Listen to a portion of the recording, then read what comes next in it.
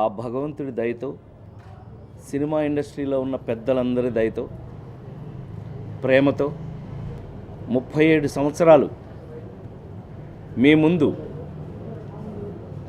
కళాకారుడిగా అనేక రకాలైనటువంటి పరిస్థితుల్లో మీ ముందు ఈరోజు వరకు కూడా రాజేంద్ర ప్రసాద్ అనగానే ఇంత ఆనందంగా ప్రెస్ అనేవాళ్ళు ఎప్పుడు కూడా, మీడియా అనేది ఎప్పుడు కూడా నాకు నా వెన్నంటి ఉండి నన్ను ఒక సొంత, ఇప్పుడు జనరేషన్ కూడా వీళ్ళు కూడా నాతో జోక్లే సరదాగా సొంత తమ్ముళ్ళలాగా ఉన్నటువంటి గత 37 సంవత్సరాల నుంచి కలిసి ఉన్న మేము, అది ఒక జీవితంలో అంటే ఎందుకు గుర్తు చేసుకుంటున్నాను అని అంటే గుర్తు చేసుకోవాలి ఇవాళ అలా ఆనందాన్ని. ఎందుకంటే కష్టాల గురించి మనం ఎప్పుడూ ఏ రోజున కూడా ఒక కాంట్రవర్షియల్గా కానీ ఒక కష్టం గురించి మనం ఏ రోజున మాట్లాడుకోలేదు. నేను మీకు ఏ రోజున కష్టం గురించి మీకు చెప్పలేదు. కేవలం నవ్వు గురించి, మనం నలుగురం కలుసుకున్నామంటే ఎప్పుడు ఒక జోక్ గురించి, లేకపోతే ఎక్కడో మనం వేసుకున్న అక్కడ పలానా పాలకొల్లు అవుట్డోర్లో ఇలా జరిగిన తమ్ముడు అని మీకు చెప్పడం గురించి అలా చెప్పుకున్నామే తప్పితే, పలానా చోట నేను మనసు బాధపడ్డాను, పలానా చోట నా మనసు ఇలా గాయమైంది, పలానా చోట ఆ ఇన్సిడెంట్ వల్ల నేను ఇట్లా అయ్యానని సినిమా ఇండస్ట్రీకి వచ్చిన తర్వాత మీకెవ్వరికి అలా చెప్పిన దాఖలాలు లేవు. మీ ద్వారా ప్రజలకు చెప్పిన దాఖలాలు కూడా లేవు. అలాంటి ప్రహసనంలో 37 సంవత్సరాలు అయిన తర్వాత ఈవేళ బాధ్యతలు, ఏ మనిషికైనా బాధ్యతలు ఉంటాయి. ఏ మనిషికైనా ఒక స్టేజ్ ఉంటుంది. ఏది, మనం ఇంతవరకు కష్టపడవచ్చు, ఈ కష్టం తర్వాత మనం కొంత రిలాక్స్ అవ్వచ్చు అని ఏ మనిషికైనా ఒక ఆ అప్ అండ్ డౌన్ స్టేజెస్ ఉంటాయి. అది ఉంటేనే జీవితం, అది లేకపోతే జీవితం ఎలా అవుతుంది? డ్రైగా ఉంటుంది. ఇప్పుడు మన హార్ట్ బీట్ కూడా ఇలా కొడతా ఉంటుంది, ఈక్వల్గా పైకి ఎంత వెళ్తుందో కిందకి అంతే వస్తుంది. అప్పుడు మన హార్ట్ బాగా పనిచేస్తున్నట్టు లెక్క. అది సింగిల్ లైన్కి వచ్చేసిందంటే, అందువల్ల జీవితంలో ఎప్పుడు కూడా అప్ అండ్ డౌన్స్ ఉండాలని నేను లవ్ చేసే వ్యక్తిలో నేను ఒకడిని. అలాంటి అందమైన జీవితంలో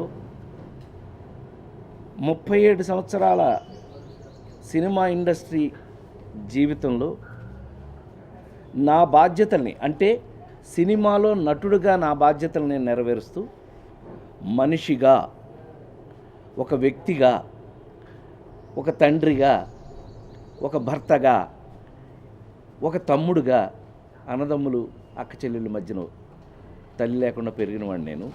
వాళ్ళ మధ్యన వారితో నా బాధ్యతల్ని వీలైనంత నెరవేర్చాను అని నమ్ముతూ, ఇప్పుడు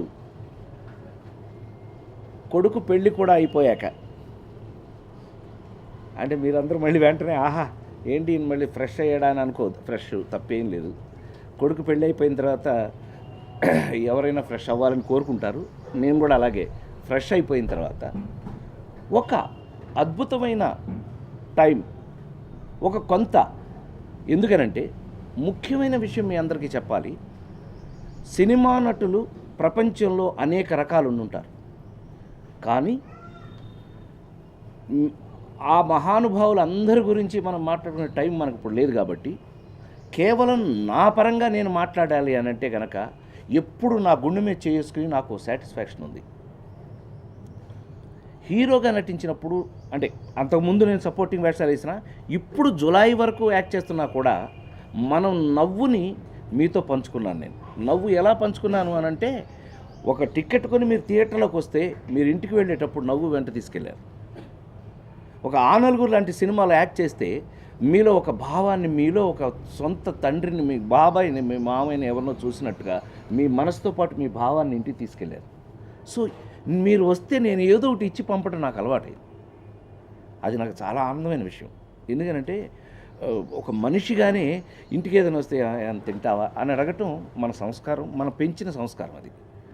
అలాంటిది చాలా అందమైన సాటిస్ఫాక్షన్తో నేను నటుడిగా మీ అందరికీ నా చేతనైనంత వరకు నా పాత్రల ద్వారా మహానుభావులు, రచయితలు, దర్శకులు, నిర్మాతలు, ఆఖరికి నాకు ఒక టైంకి టీ ఇచ్చి నన్ను నాకు భోజనం పెట్టిన మా ప్రొడక్షన్ వాళ్ళతో సహా నన్ను చాలా బాగా చూశారు, అద్భుతంగా.